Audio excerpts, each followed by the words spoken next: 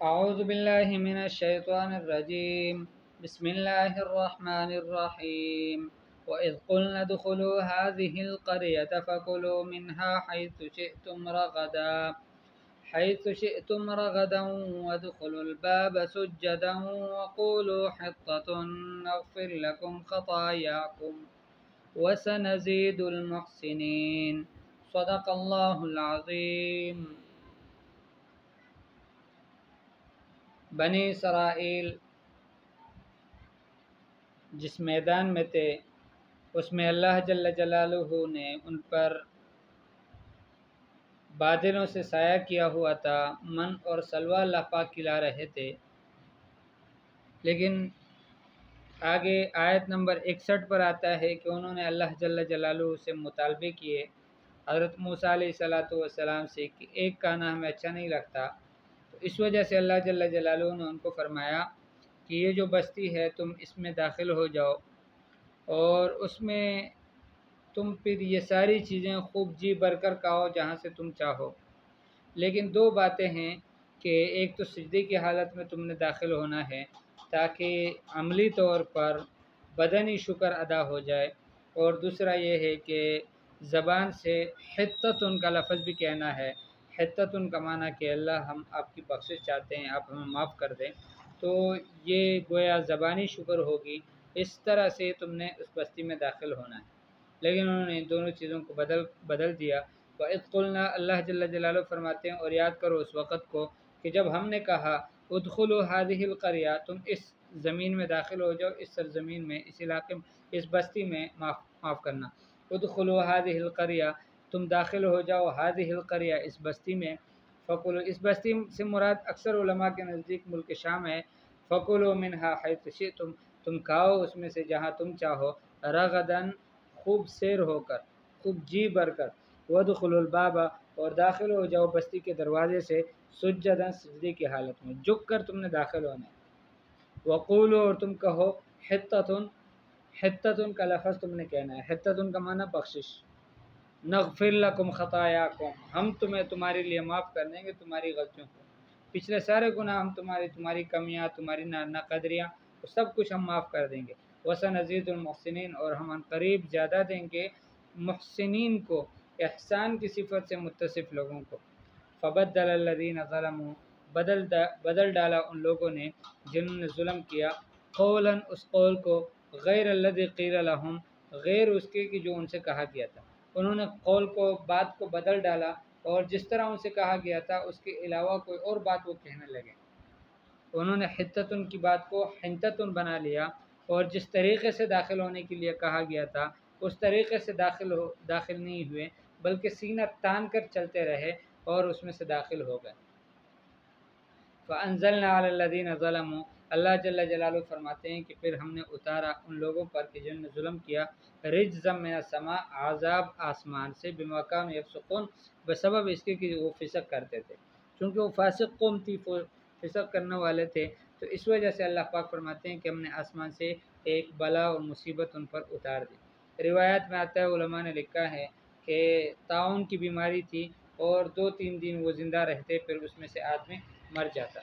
وَإِذِ اسْتَسْقَىٰ مُوسَىٰ لِقَوْمِهِ، اور اسی علاقے کی بات ہے کہ جب فرمایا کہ اس وقت کو بھی یاد کرو کہ موسیٰ علیہ السلام نے جب سوال کیا اپنے قوم کے لیے پانی کا، وَإِذِ اسْتَسْقَىٰ، جب موسیٰ علیہ وَإِذِ اسْتَسْقَىٰ مُوسَىٰ، جب طلب کیا موسیٰ علیہ السلام نے، لِقَوْمِهِ، اپنے قوم کے لیے، استسقاء کا معنی ہے پانی طلب کرنا، فَقُلْنَا، بس ہم نے کہا، اضرب بعصاک الحجر، کہ تم اپنی لاٹھی سے اس پتھر کو مارو، ایک بڑا پتھر تھا اس کو اپنی لاٹھی سے مارو، فانفجرت منہ اثنتا عشرۃ عینا، اس میں سے پھوٹ پڑے، اس میں سے 12 چشمے، اثنتا عشرۃ عینا، 12 چشمے اس میں سے جاری ہو گئے، قد علم کل اناس مشربہم، ہر قبیلے والوں نے، ہر قسم کے لوگ نے اپنے پینے کی جگہ معلوم کر لی تھی، اللہ پاک نے ان کو سمجھا دیا تھا، یا موسیٰ علیہ السلام نے طے کر دیا تھا کہ حضرت یعقوب علیہ السلام،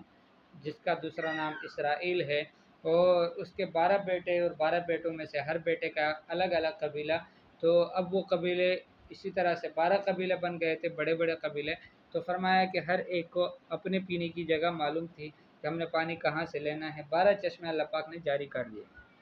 کھلو وشربو، تم کھاؤ اور پیو، من رزق اللہ، اللہ کے رزق میں سے، ولا تعثوا فی الارض مفسدین، اور تم مت پیرو زمین میں مفسد بن کر، فسادی بن کر تم زمین میں مت پیرو۔ وَإِذْ قُلْتُمْ، اور اس وقت کو بھی یاد کرو کہ جب تم نے کہا، یا موسیٰ، اے موسیٰ، لن نصبر علی طعام واحد، ہم ہرگز صبر نہیں کریں گے ایک قسم کے کھانے پر، خوراک پر، فادع لنا ربک، تم دعا کرو ہمارے لیے اپنے رب سے، یخرج لنا، کہ وہ نکالے ہمارے لیے، مما تنبت الارض، اس میں سے جو زمین نکالتی ہے، من بقلہا، ترکاریوں میں سے، وقثائہا، اور ککڑی میں سے، وفومہا، اور زمین کی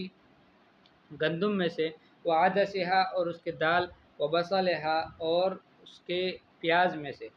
وہ چند چیزوں کا تذکرہ ہے۔ من بقلہا، اس زمین کی جو زمین سے نکلتی ہے، من بقلہا، زمین کی ترکاری، وقثائہا، اور زمین کی ککڑی، وفومہا، اور زمین کا گندم، وعدسہا، اور زمین کی کا دال، وبصلہا، اور اس کی پیاز۔ قال، موسیٰ علیہ السلام نے فرمایا، اتستبدلون الذی هو ادنی بالذی هو خیر، کیا تم بدلتے ہو اس چیز کو کہ جو کم درجے کی ہے، بیکار درجے کی چیز ہے، اس کو اس سے بدلتے ہو کہ جو بہتر ہے، یعنی بہتر کو چھوڑتے ہو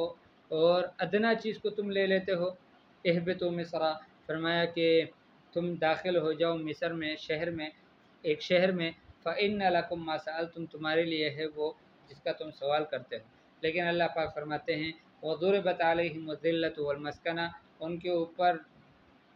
داغ اور دبا لگا دیا گیا ذلت کا اور مسکنت کا، وباء، اور وہ لوٹے بغضب من اللہ، اللہ کے غصے کو لے کر، ذالک بانہم، یہ بسبب اس کے کہ وہ کانوا تھے، یکفرون بآیات اللہ، اللہ کی آیتوں کا انکار کرتے تھے، ویقتلون النبیین بغیر الحق، اور قتل کرتے تھے نبیوں کو بغیر حق، ذالک بما عصوا وکانوا یعتدون، اور یہ اس وجہ سے کہ وہ نافرمان ہو گئے تھے، وکانوا یعتدون، اور حد سے بڑے ہوئے تھے۔ تو یہ وہ اسباب ہیں ان کی ہلاکت کے اور ان کی ذلت اور مسکنت کے اور اللہ کی غضب کے، کہ جس کی وجہ سے یہ ان ساری صفات سے اللہ کے غم، اللہ کے غصے کے ساتھ اور اللہ کی طرف سے ذلت اور مسکنت کے یہ مستحق ٹھہرے کہ انہوں نے تجاوز کیا تھا، نافرمانیاں کی تھی اور حد سے بڑھ گئے تھے۔ تو گویا یہ وہ اعمال ہیں کہ جن کے ساتھ اللہ پاک نے یہ تکوینی طور پر کائنات کے احوال کو اللہ پاک نے جوڑا ہے۔ نیک اعمال ہوں گے تو نیک اعمال، اچھے احوال آئیں گے، اور برے اعمال ہوں گے تو برے احوال آئیں گے۔ تو جب کبھی بھی کوئی امت یا کچھ لوگ اللہ جل جلالہ کے طریقوں کو، اللہ جل جلالہ کے حکم کی مخالفت کرتے ہیں اور اس کی شکل کو بگاڑتے ہیں، جس طرح سے ان سے کہا گیا ہے کہ اس طرح کرو اس طرح نہ کریں، تب اللہ جل جلالہ آسمان سے پھر بلاؤں کو، مصیبتوں کو، مشکلات کو اتارتے ہیں، جیسا ہم سب کے سامنے ہے کہ ہمارے لوگوں نے اللہ پاک کی نافرمانیاں کی ہر طرح سے۔ اب اللہ پاک نے ایک چھوٹی سی نظر نہ آنے والی مخلوق کو ان پر مسلط کر دیا اور سارے لوگ وہم کا شکار ہو گئے اور اس میں مبتلا ہو گئے۔ اللہ جل جلالہ ساری امت کی اسی حفاظت فرمائے اور اس بلا کو، اس مصیبت کو اللہ پاک ختم فرمائے۔ سارے مسلمانوں کا اللہ جل جلالہ اپنا تعلق اور اپنا قرب نصیب فرمائے۔ صلی اللہ تعالی علی خیر خلقہ محمد و آلہ و اصحابہ اجمعین، آمین برحمتک یا ارحم الراحمین۔